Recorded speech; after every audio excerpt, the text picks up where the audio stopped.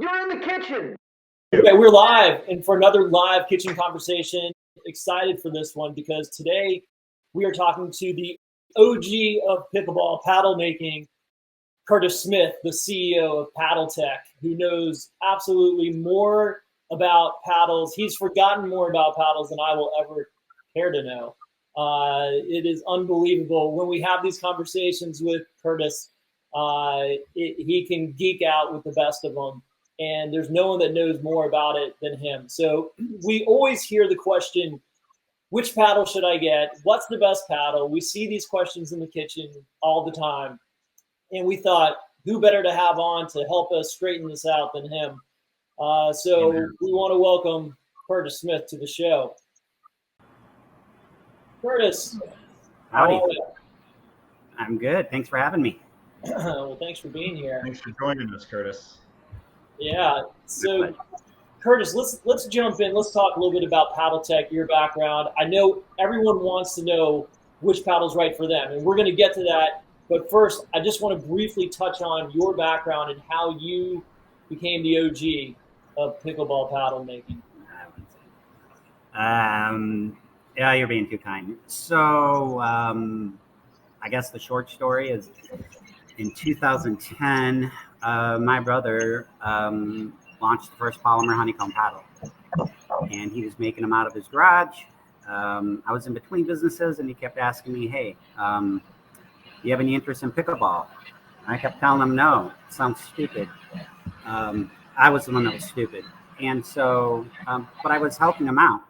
Just, he's my brother. I wanted to help him succeed, and after about 6 months, I realized that he kind of was onto something pretty special, and so he and I partnered up to take it, Paddletek, to the next level, and it's been a tiger by the tail ever since. I want to jump into how we pick the right paddle, right? And obviously there are different players, different types, different weights, different materials. There's kind of a deluge of choices, and I think sometimes we do have that paradox of choice. There are so many options out there. How does one determine which paddle is right for them? Do you have a method? We do have a method, and it can get a little complex. You can just tell me to dial it back a little bit if I'm getting too detailed, or ask me some questions if I'm not getting detailed enough. We sort of think that there are 6 aspects to choosing a paddle, and the last one is sort of a hodgepodge of stuff thrown in there. But the most important aspect in choosing a paddle is the player.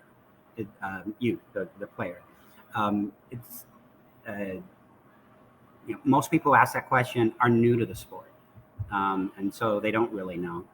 And so they ask these questions. Sometimes we get the question where somebody says, I've been playing with this paddle for 2 years, and I kind of want to get another one. Which one should I get? And those questions seem to be a little easier because then we can identify what part of that player's game do they want to improve on, and they already know what type of player they are. But the first question to ask is, what type of player are you? Are you a power player? Are you a touch player? Or are you a combination? Ideally, you want to be a combination, so that you can do more things on the court if you can develop both aspects of your touch game and your power game. But if what type of player? What is your playing style? And the other thing is, what is your background? Do you come from tennis? If you come from tennis, you can probably handle a power paddle because you're accustomed to that. If you come from table tennis, if you come from table tennis, those paddles don't really do a whole lot, and so that's a different feel. The other reason is, why are you playing? Are you playing for fun, social? Get together with friends and you go have a good time, or are you playing to compete? Are you a tournament player? Do you play in a league and winning is important? All those can go into choosing what paddle is right for you, because at the end of the day, the paddle is there for you, right? It's the best paddle. What Annalie Waters wants out of a paddle isn't necessarily going to be right for me. And the other thing is I usually say is, what's your budget? If you are just coming into the sport, aside from, being an ex-professional tennis player and you're looking to make a career in pickleball, potentially, if you're just getting into the sport, don't break the bank. There's no reason to go spend $150 to $200 on a paddle if you're just starting out, because you don't know what your playing style is. You don't know what you're going to want the paddle to do. Which brings me to, everything I'm about to say can be summed up in one sentence. What do you want the paddle to do, and when do you want it to do it? Because the paddle will do something at different times, and that's what differentiates a power paddle from a touch paddle, is basically when it's activating, so to speak. And when looking at your budget, about 1,000 games. After 1,000 games, you should replace your paddle. Now, I say that. I have people show me their 5-year-old Paddletek and it's playing great, but that's just a general rule. The very lame analogy I have is it's sort of like a mattress. Still use it after 10 years, but it's not like it was when it was new. And so what that does, if you keep a paddle and you pay 2,000-3,000 games on it, and then you buy the exact same model, it's not going to play like the one you're accustomed to, and you probably didn't even notice that it changed the way it played.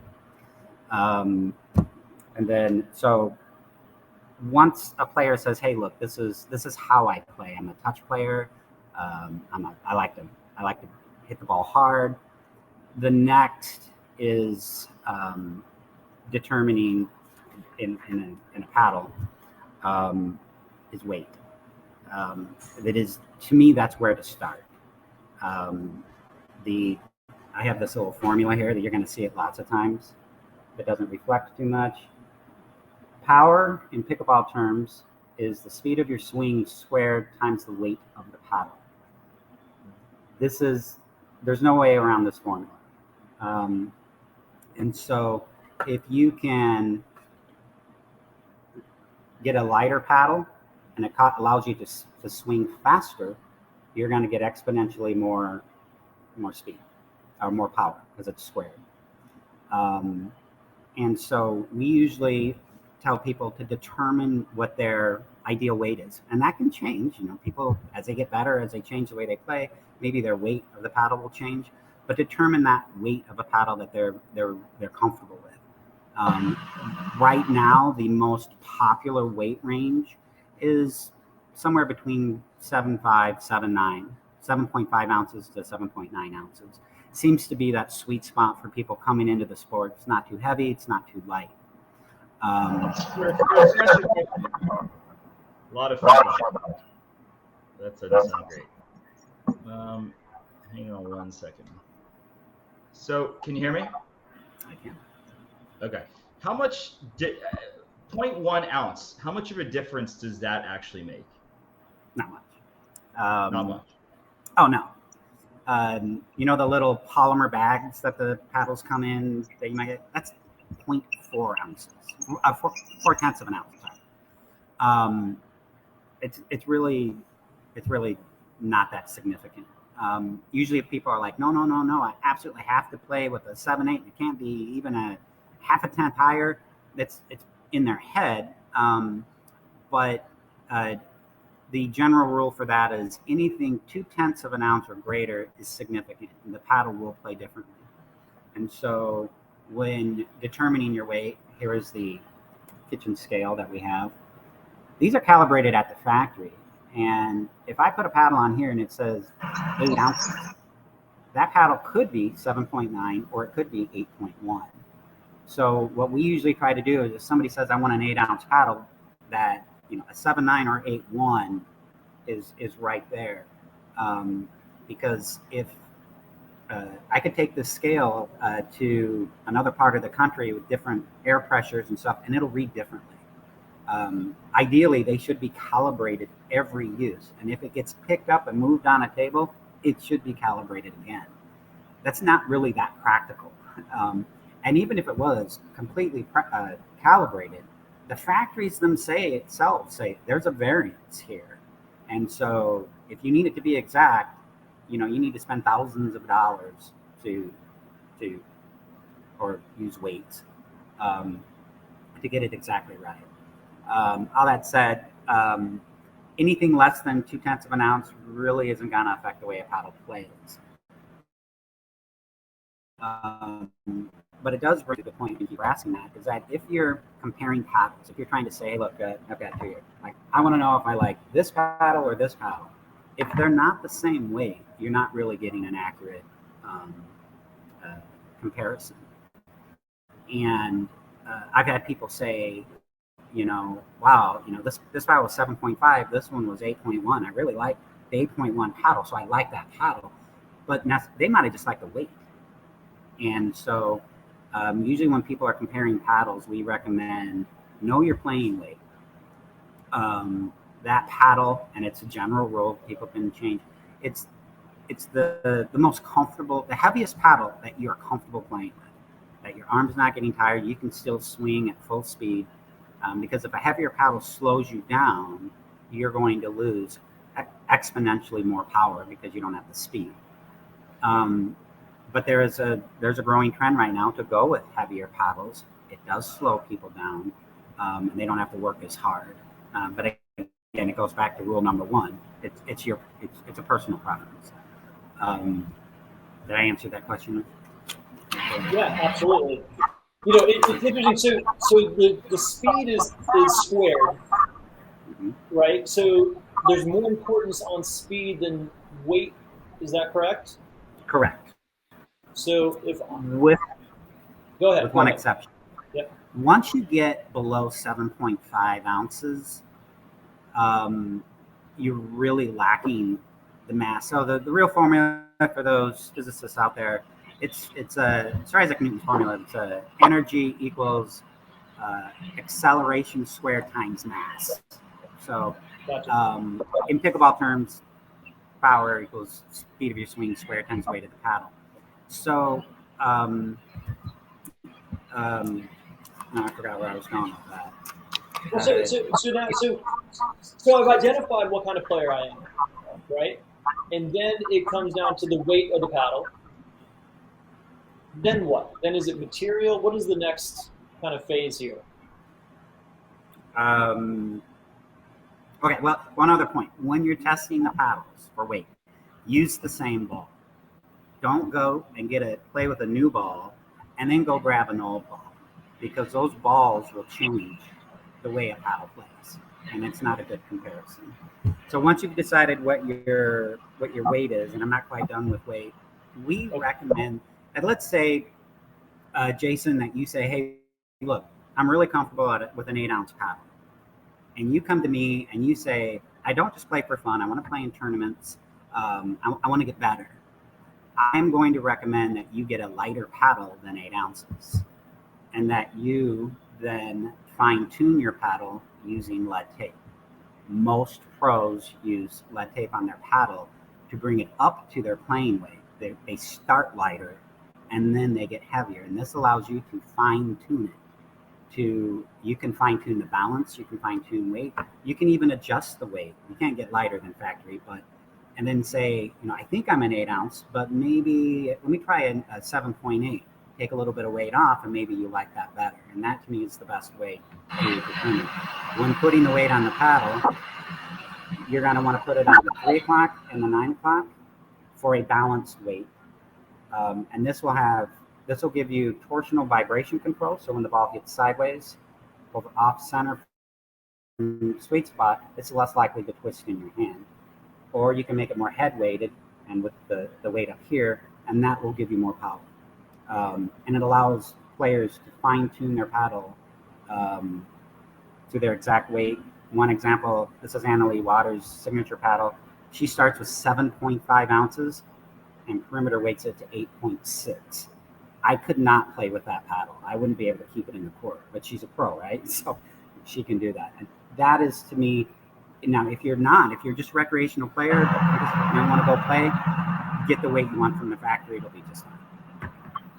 I put lead tape on a paddle, and I put it in the throat. And it really threw off my game, which is already kind of thrown off.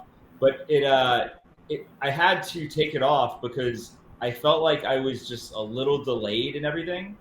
What is the typical adjustment period?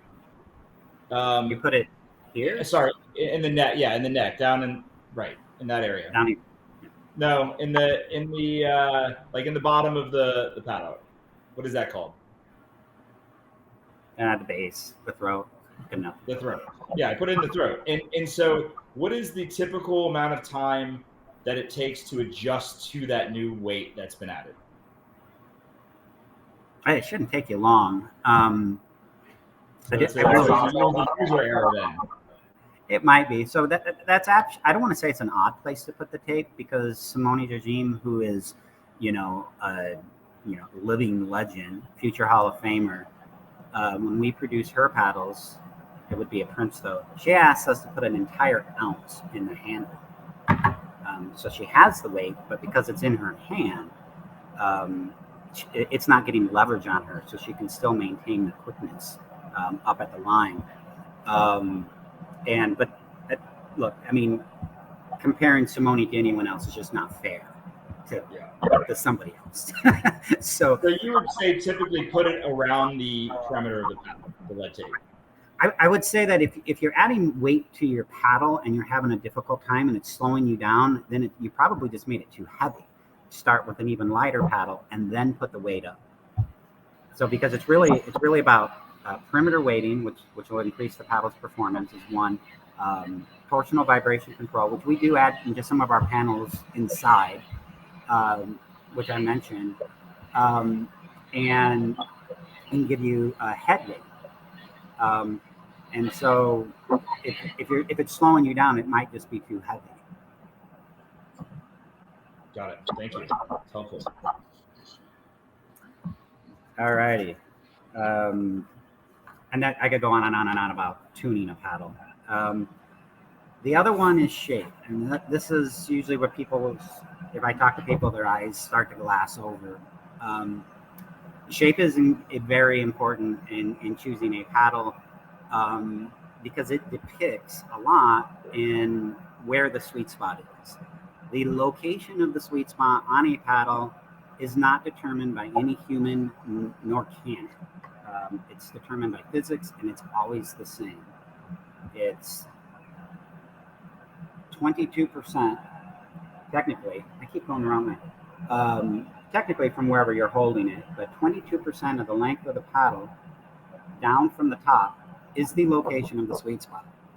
We can't move it up and we can't move it down.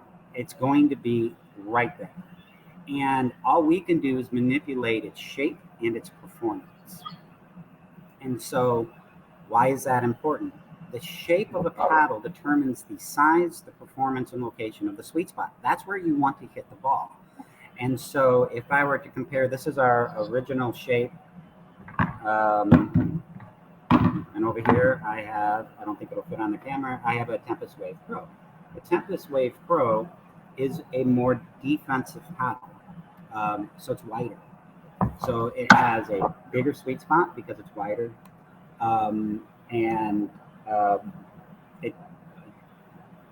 It's the wider the paddle, the bigger the sweet spot is. But by rule, if you make a paddle wider, you typically got to make it shorter. And so in determining a shape, a traditional pickleball shaped paddle are easier to play with. The sweet spot is closer to your hand, which means you have more control over it. They can be bigger and a lot of fun. This, by the way, is our #1 selling paddle. It's also our most expensive. But if somebody wants a longer paddle, which are very popular right now, there's two reasons to do that. One is reach, get an extra inch or something of reach, which can be important. But the other is because, remember that 22%, it just moved further away from my hand, which means the speed squared is coming into play. Because now that the sweet spot is further from my hand, it's traveling faster. Unless I'm just pushing it straight out like that, any swing at all, the paddle's traveling much faster the further from my hand it gets. So that's what makes these paddles, that's their advantage. That The sweet spot is further from your hand. You're going to generate more power, but a little more difficult to control. It takes a little more practice to learn to hit the ball right here. The other disadvantage of a longer paddle versus a traditional is they're not as efficient. So remember I said, we make a paddle longer, the sweet spot's moving further away from my hand. What was it replaced with? Not sweet spot. It's impossible. It's just... I've heard from people say to use a shorter paddle for doubles and an elongated paddle for singles. Is that... Scott, no.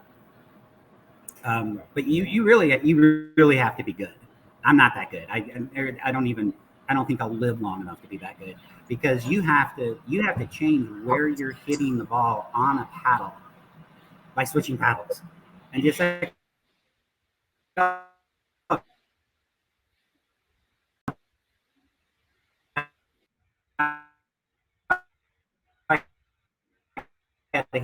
Chris, I think you're a little broken up right now.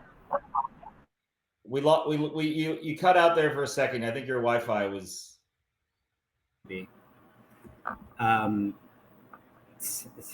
My wife is right in front of me, staring at me like if I say anything wrong, she's gonna slap me. So hi, Nanette. Hello. So how are you? I'm well, thank you. So if we make the paddle thinner, not as wide, so that we can make it longer, we shrunk the sweet spot. The sweet spot has to get smaller. And then the other thing it does is it moves further away from my hand, adding more, not sweet spot, I hate to say dead spot, but it does have its advantages. And so really, this is more like a sword, and a traditional is more like a shield. Although Annalise paddle I'm using, that is a traditional shape. She hit the ball through me with this paddle. It comes back to rule number one. What does the player want? Players who can master a longer paddle I think they have an advantage. If they can hit a smaller area further from their hand, still control it, they just have that added option of adding a little bit of wrist on an overhead and just send that ball so much faster. When I say it's not as efficient, it's just less plane surface in a longer paddle than in a traditional paddle. And that's Catherine's paddle right there, right? This is Catherine's, yeah, and this is Annalise. And so the other thing about shape is your handle size. Just real quickly, in case people don't know, these are all general rules. Doesn't mean they're fact, but grasp the paddle. Where's the camera? And if you want one finger to fit right in there, I can't do this. Maybe I'll do it this hand. You can tell I'm a professional. All right. Anyway, but we have people who want paddles that are super thin because it forces them to keep a loose grip for other reasons, which we'll get into later. The other is, how do you hold your paddle? If you hold your paddle like this, having extra space down here is kind of a waste, right? You're not using it. But if you want a two-handed backhand, you can get a longer paddle. And I can put two hands. Now your typical pickleball backhand, which you guys are familiar with, not typical but common, is like this. Right? So Curtis, is there a formula for when you talk about an elongated paddle? If you go an inch, if you're going 1 inch away, is there a formula for how much power you're going to attain with that elongation? That's a really good point. There is, and in fact, when we were designing, what paddles were we designing? I did the formula, and it didn't really help us out. The longer you get the power, but that would be good. I'll have to dig up that formula. And then that determined how much more. Right, there should be a percentage, right? That would equate to how much more power you're going to get with an elongated paddle. Right, there's a formula. Okay. So yeah, that's geometry, just the how fast is this coming off of there, and I can do that. Okay. But you can, and so look, I've had people that have gone from a Tempest Wave Pro to the Tempest Rain, and their game immediately got better. And then there's people like me who play with it, and I can't. I just cannot hit that sweet spot. I'm so used to hitting lower. One more thing about shape, if people are wondering about squared paddles or rounded paddles, same thing. Whenever you gain something in pickleball, you have to give something up. Rounded paddles tend to perform better. They have bigger sweet spots. You get a better performance of the sweet spot. All has to do with when the ball hits, there's a shock wave of energy. More of that energy is returned to the ball. On rounded, it's the I forget what they call it, isometrics. But it comes at a disadvantage. If you go round, because we're limited on length and width, you get less playing surface, right? So if I had a 10 by 10 and I square paddle, I got 100 square inches. I make it rounded, I'm taking some playing surface away from the paddle. So, and that again is a personal preference. We are adopting more curvature in our shapes, but they're hardly noticeable. I don't know if you can notice a little curve right there. And that's to add that isometric shaping and still get as much playing surface as we can. We want the best of both worlds. And so these dimensions of this paddle you've seen by many other companies.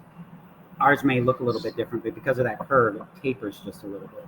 And it's not there for balance. It's there to increase the size of the sweet spot. I've seen some paddles from other brands that are real long and thin. Like even thinner than other paddles similar height or length rather. Why do they? It kind of like turns me off a little bit because I'm like, well, there's less paddle to hit the ball with, and I'm already not a very good pickleball player, so why would I want to do that to myself? So like, what is the reason for that? Or is it just design aesthetics? Well, blade paddles were really popular, 5 years ago, maybe. These paddles that we call it blade hybrid. It's a hybrid between a blade paddle and a traditional pickleball paddle. But it was pretty much one thing, and that's that speed squared, right? If I go longer and I hit the sweet spot, it's traveling much faster.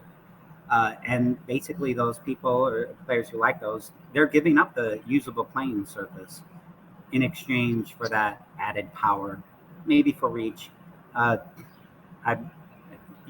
Unless you're, somebody could be an inch taller and have an extra inch reach. So maybe people want a longer paddle so they can compete in that regard. But yeah, and blade paddles, you don't see a lot of those anymore. We used to sell them, and we don't anymore. The hybrid is kind of taken over. That by rule, we can't be more than 17 inches long on a paddle. US. Right. And have those rules always been in place, or those have been added as we've moved on with the game? I don't want to get this wrong. My memory is that they came up with the rule when people started going the longer paddles, and so they said, hey, you can't be more than this. But it might just be that I wasn't aware of the rule. Right. I'm not sure about that. But the USA Pickleball, when they see something coming that they think is going to be bad for the sport, a lot of times they'll put something in place to at least keep it where it's at. Let's not go any further. And they didn't want people with just these super long paddles. And we don't want people to get hurt, right? The ball's coming at you at 60 miles an hour. I don't care how much it weighs. It's going to hurt. So other than shape, unless you have any other questions about shape,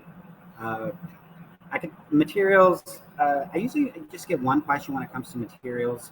The most common question is graphite or not graphite, right?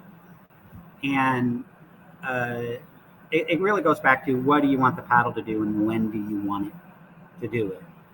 Graphite tends to distribute high amounts of energy away from the ball. It absorbs it, so to speak, at a high energy level. So a really hard shot, right? And what that does is that kind of puts the player in control. Because if the paddle's doing something, you're not in control of it. You can only anticipate it. And so graphite paddles tend to activate a little bit sooner, right? A soft shot, it'll say, hey, yeah, I'm going to put a little bit more power back in the ball. And it might not be noticeable because it is a soft shot. But then when you got that full on forehand, you're trying to drive the ball, then it's going to absorb more of that energy and then put you in control so that you can be more accurate. As opposed to a glass epoxy, a G10, some people call it fiberglass, that doesn't really activate in a soft shot. It takes so much energy to get that to actually do something. It becomes more powerful on a hard shot. And so if somebody says, here's a graphite-faced paddle, and here's one, same material, you have to go with the same materials, that's fiberglass or G10 or glass epoxy, and they say the graphite has more power, in a low energy situation, yes, technically, but in a high energy situation, probably not. And so you see what I see when I'm watching pro play, most of them are using glass epoxy, fiberglass, or a combination of graphite and other materials so that they can have the power. So let me ask you, and I'm not sure if this is covered in shape or not, but what about thickness? Does thickness play a part in softening, or is this your next point? Right. And so thickness is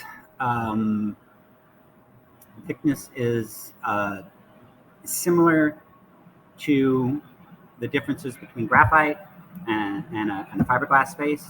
Same thing with thickness. The thicker a paddle gets, if it's made out of the same material, what it does is it actually takes more energy to activate that core. And what that does is that puts the player in control for longer.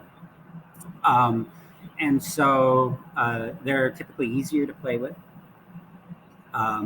because for a lot of the game, the paddle's not really doing anything. So people like them because they're in control. But it comes at a price. If you want power, it's going to be harder to activate the power in a thicker paddle than it will be in a thinner paddle. We believe it needs to be a balance, right? When I first started, like you're either a touch player or power player, or you want to be a combination of both. If you're competing and you want to win, you really need to be a combination of both, in our opinion. And so our graphite paddles, we still ensure that there's an amount of power in there, so that player can get better. And you'll also see that we don't have these 3/4 inch thick paddles. They can be easier to play with, but we kind of design paddles that help people get better. And we also have they're still fun to play with. And so what would be an ideal thickness? Personal choice. I personally, so when Paddletek, our thicker paddles are just barely, it's like a 1/16 of an inch thicker. But it's also the honeycomb's reformulated as well. We have 8 different formulas for honeycomb.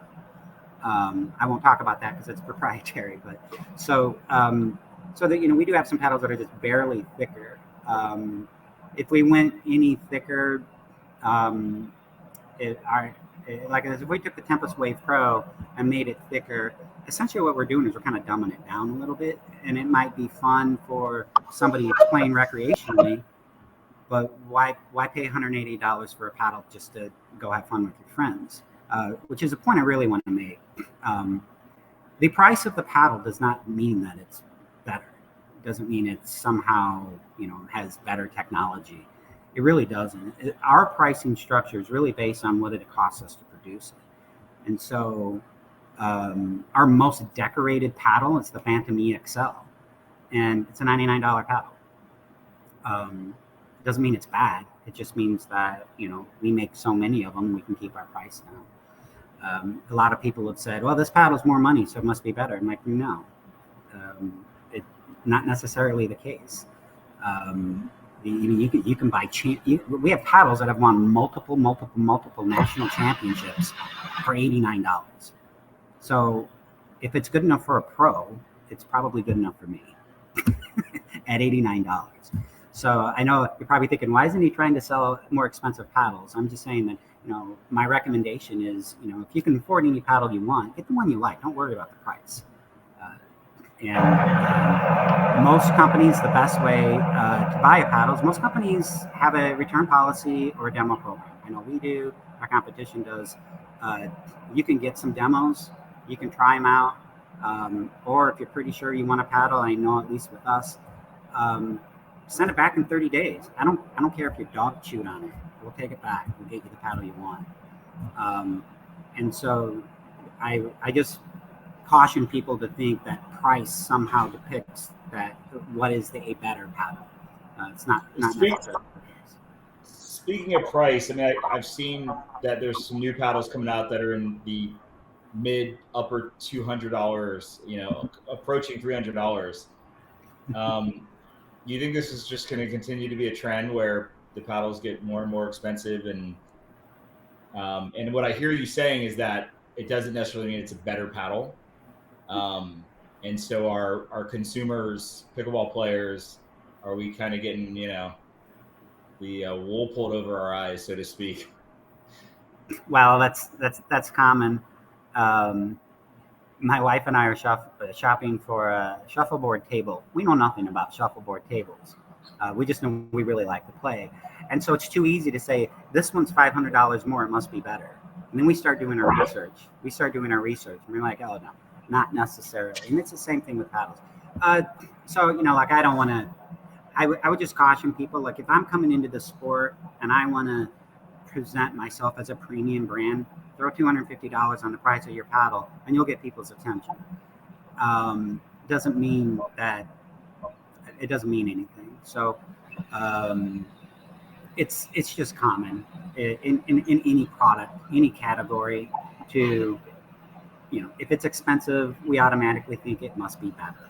And I'd also say there's price elasticity, right? Like you're trying to see how much are people comfortable paying, and where are those limits, and where we're going to come back to a happy place and say $150 seems to be the right spot, or $200 seems to be the right spot. I feel like brands are starting to play with that, seeing where they can push those boundaries. Right. One question for you, going into in a question here from actually Nick Peterson, who's a great player. Asking about grit on particularly your paddles and surface. Did you say Glenn Peterson? Nick Peterson out of Idaho. Nick Great Peterson. guy, great player. Is he related to Glenn Peterson? Glenn Peterson is one of my favorite people. If he was listening, I was going to give him a shout out. So if you're watching Glenn, cheers. He might be listening, but he hasn't asked the question. So great. I didn't talk about that. There's other things that I could be talking about. Miscellaneous things. You brought up one, which was thickness, edge paddles or edgeless paddles. If you want me to answer that, I can. And then spin on a paddle. So here's the thing about spin on a paddle. It really depends on who you are. And let me preface this by saying, Paddletek paddles would have more spin on them right now if we weren't completely out of materials and can't really launch anything for another 2 months. So it's coming for those Paddletek fans out there. It is coming. We just don't have any materials to start building them in. So grit is coming on a Paddletek, yeah. And I don't like the word grit. It's really friction. So you can get grab without grit. That's regulated, but. So if my experience with paddles, I have a lot of spin capability, is that if it's part of your game, if you've made it part of your game and how you're competing, you will replace your paddle 3 to 6 months, every 3 and 6 months, because it will wear down. And if it deteriorates too quickly, you might find yourself missing some shots because your top spin wasn't what it used to be, and now the ball's sailing out, whereas before it was dropping in. And that's great if you're competing and you're like, yeah, a paddle every few tournaments is what I'm going to do. For the recreational player, if they're looking to get 2-3 years out of their paddle, it's probably it'll be nice at first, but then eventually it's going to wear down, and you won't have that.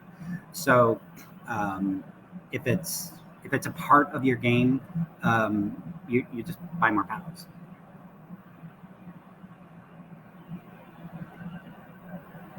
Which is good for me. Good for us.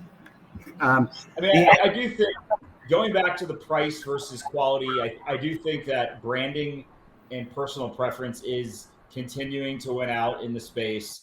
The best player in the world plays with a $99 paddle as of right now. And so, and there's people buying $200, $250 paddles. And so, if everyone wanted to play like the best player in the world, they would buy that paddle. And so I do think branding, I came into the sport about a year and a half ago, and I went online, and I first played with a wooden paddle that I bought at like some, sporting goods store, and it was terrible. And then I went online and I looked at all the paddles, and the first paddle I played with was the Tempest Way Pro, because I loved the look of it. And then when I got it, I was like, wow, this just feels sleek, and I just love the design aesthetic, and it felt solid. So I think you guys have done a great job. Yeah, we gave one to I think he was 9 years old when we were in Austin, and he sent us a thank you note. And funny, he says, "I love this paddle. It hits like a truck." I don't think we'll be putting that in our marketing, but in 9-year-old verbiage, it means he likes it. Yeah. Speed squared times Mack truck. Right. Curtis, what about innovation coming down the pike? What are we looking at? What are you guys? I'm sure you can't disclose any proprietary information, but is there anything you guys are working on that you can talk about, or exciting innovations that are going to head to market soon? We are. So the first thing we're going to do is we've been wanting to do the added spin capability. We'll be doing that first. The other things we'll be doing is we'll be simplifying our line, because in the Paddltek line right now, you've got your touch paddles, you've got your power paddles, and then you've got your all-around playability. We'll still stick to that design, but we'll probably make it easier for the consumer to go through that process of, here's my weight, right? Here's the weight I want. Here's the shape I think I want. Now, how do I want it to play? And then just walk them down that road. The other thing is, right now there's a lot of compression molded paddles, and the compression molded paddles, Paddletek is the reason we don't have one yet, is that those usually have to, at least currently, the best place to have those made was overseas. And we're pretty committed to made in the USA. And so we are looking to launch end of summer, American-made compression molded paddles. And we're pretty excited about that. And then with that comes a lot of things like spin capability that will last. Our DNA is paddles that will last. Remember, I was telling you my brother got tired of replacing his paddle every 6 months. That's why we exist. And so it's very difficult for us to put something out there knowing that a Paddletek customer is going to have to replace it in 6 months. It just doesn't feel right to us. And so that's where we're headed. So let me ask you about that. So we talked about this before we came on air about Nomex, the material Nomex. Which was how I think ProLite started, and you were talking about how there can be issues with Nomex in durability. When you talk about 3 to 6 months for a spin paddle, is that because the friction is reduced on the surface, or is that the core that is coming to an end? It's not the core. So with the Nomex, usually the problems people had with Nomex, and I think there's another name, Airmax, something like that. We don't deal with Nomex. And Nomex are good paddles. For those people out there who love Nomex, I'm not saying anything bad about Nomex. It's two things. So the spin capability of paddles is because it's going to wear down. And eventually it's going to go away. And so if you want it back, you have to go buy another paddle. It's illegal. So let me ask you something about that. There are different ways to get grit or friction on a paddle, right? Some of it's paint, some of it is carbon fiber. Is there one that's better than the other? Did you just make up paint? I think paint. You just made that up. No, that's there are plenty of paddles that's why it's a gritty paint, right? That's what's happening on some of these paddles. Curtis rolled his eyes when you said paint. They're printing little dots, and so I actually had a conversation with the USA Pickleball because and I'm like, hey, we've never done this because you've got a rule that says you can't do that. And I think USA Pickleball is just sort of saying, you know what, if it passes the tests, then we're good. Because there was a rule that said if you put anything on the paddle surface for the purpose of adding spin, it's illegal.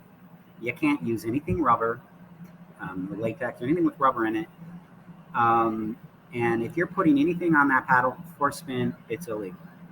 Now they've kind of said, well, that's such a broad rule, right? I really don't blame them for saying, yeah, okay. If it passes our roughness test and our friction test, then we're okay with it. And so you'll see more paddles now where they're painting little dots on it and stuff like that to help to grab the ball some more. So Jason didn't make that up. It's actually ink, but I guess you could call ink paint. Jared, a public apology is in order. I apologize, Jason. It's ink. Is a non-degrading spin surface. Paul Underwood, kitchen member, was curious if a non-degrading spin surface, maybe diamond grit, is that feasible? That's how you break a $600. $600. A diamond paddle. If you can embed it in there enough, it could potentially stay there longer. What we have to be careful of is that by the time what are we doing with weight in that situation? Is that if is the materials you're using to make something that's absolutely going to be permanent, like that sort of thing? How's it going to play? Is it going to respond energy? Did you just sacrifice any power that you could possibly get out of the paddle? And so we're actually looking, and I don't want to say anything more, but when we're looking at if this is going to be the evolution of the next thing for pickleball, is how do we do it and how do we do it right? And we usually don't do gimmicks. So if it's I was going to say that I don't see you guys putting, not saying it's not the right move, but putting cutouts in the paddles, or up until recently you haven't been doing the grit or the ink, as Jason was alluding to. And so I respect that. I think it's cool that you're not, and again, I don't like the word gimmicks per se, because I don't know enough about it to know whether it works or it doesn't work. But I see, and I've only been in the sport for 2 years, but your paddles have looked and felt the same. And I even looked at some of your older paddles, the picture that we used for the cover photo for this kitchen conversation. The paddles kind of look the same. They just had a different design. And so I guess that leads me to my question, where do you see paddle technology headed in the future? Do you see there being more cutouts and quote unquote kind of gimmicky type stuff that may or may not work? Or do you see it being new materials, more spin? Do you see there being room for innovation, or do you think that we're kind of tapped out from a real innovation standpoint? So then brands will use different types of other quote unquote gimmicks. That's a really good question.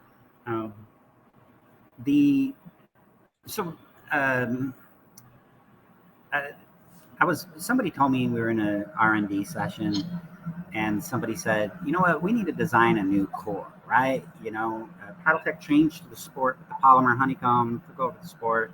We need to do that again. What's the next thing? And what I said was, a polymer honeycomb core, I can make a paddle that's more powerful than anyone will ever want to play with. And I can make one that has absolutely zero power. And so where do you want me to fall? Where do you want me? What other material is going to give me a third access on it? Maybe it'll last for 20 years, potentially. And so what you do is there's other materials that you can get a similar feel. There are certain foams out there that you can get that have, a similar feel, has more power, less power, all that sort of stuff. So I don't really think we'll get anything like groundbreaking. I'm not, hats off to, ProLite for the first composite paddle. That was very important to the growth of the sport. Polymer honeycomb sort of took it to the next level. I don't really know if there's going to be another revolutionary material that'll do something different that you can't get from a polymer honeycomb or a high quality foam. I think everything else is going to resort to, marketing.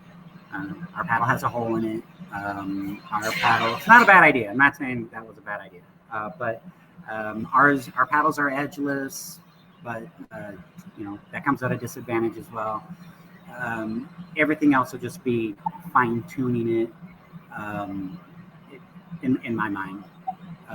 There are a few other things that may happen that we don't talk about here, but mostly I think you'll see more diversity in how the paddles are made.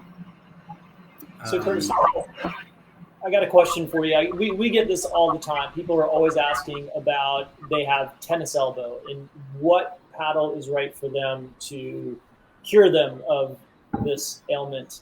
Wondering if you have any advice to them in how they can reduce that tennis elbow pain. My advice is I'm not a doctor, and I cannot give medical advice. Although I can share stories. I've had people, from what I've learned, right, is that if somebody has tennis elbow, to me, the most important thing is to determine what's causing it. Because maybe it's the paddle is too light, and so they have to swing too fast to generate any power. When the paddle is lighter, there's more vibration that's able to go up into their hand.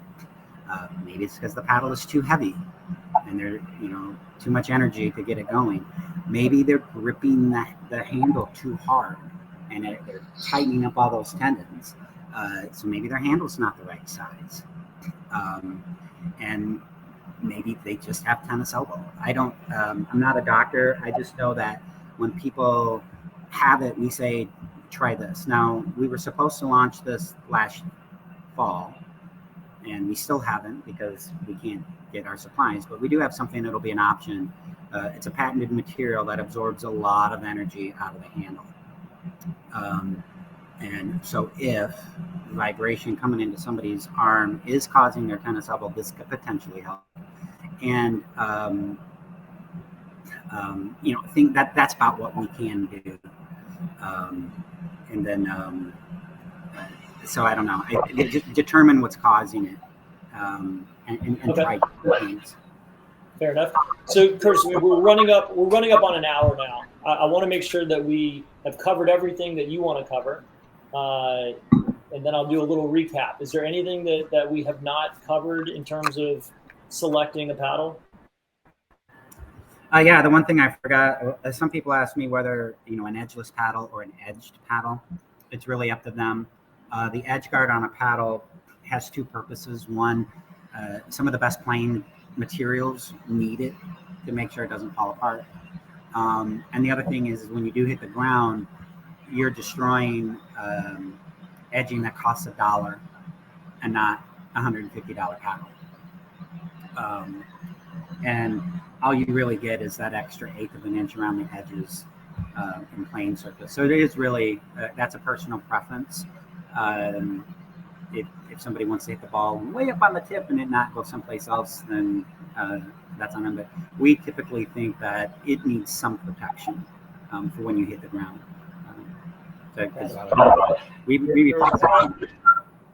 There was one other question. Sorry for the audio interference. I don't know what's going on. But what percentage of spin comes from stroke form mechanics as opposed to paddle technology?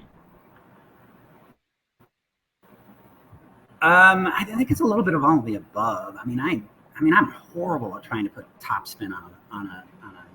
I don't care what paddle it is. I'm a better engineer than I am a player. That's for sure. So one, you're going to need the paddle to grab the ball. You also have to have the form and the ability to do it, and you can also get spin out of a paddle that just hangs on the paddle a little bit longer, so it actually has more time to get it going. So there is a lot involved. I mean, I've had people play against me with our own paddles that are not spin paddles at all, and the guy was putting so much spin on it, and I was like, this is not fun. I'm not having fun right now because I can't return your serve with my own paddle. It is a combination. It's easier if you have these paddles with a lot of spin that are on there. And anyone out there who's really got spin in their game, when you get somebody just coming into the sport and you're playing pickleball for the first time, don't hit them with a bunch of trick shots. They're just going to quit. Make it fun for them. Get them to come back. That's my big thing. Let them have fun. Then beat up on them. After they did Jared tell you to tell me that? No, he did not. All right, just checking. Curtis, when will you be in Austin next? When will I be? Pardon me? Are you going to be here for the Austin Open in March? No. She's saying no. Oh my gosh, I'm in Minneapolis, then I'm in Boca for a commercial shoot. Then we've got the U.S. Open. I don't think that we'll be there for that one, which is too bad. I'll see you at the U.S. Open. At the U.S. Open, right? Pickleback shots on me. Right. Well, after our last night in Austin, I'm afraid to go back. I'm sure there's a bench worn out for all three of us at some point. I'm still recovering, Curtis. But thank you so much, Curtis. This was great. The members have said it's been super informative, and it's just really appreciate your time, and it was awesome. Hey, keep up the good work. We appreciate you. Thank you for having me. Thank you, Curtis. Right. Appreciate it. Curtis. Thank you, everybody. Take care. Thanks for tuning in, everyone. Take care.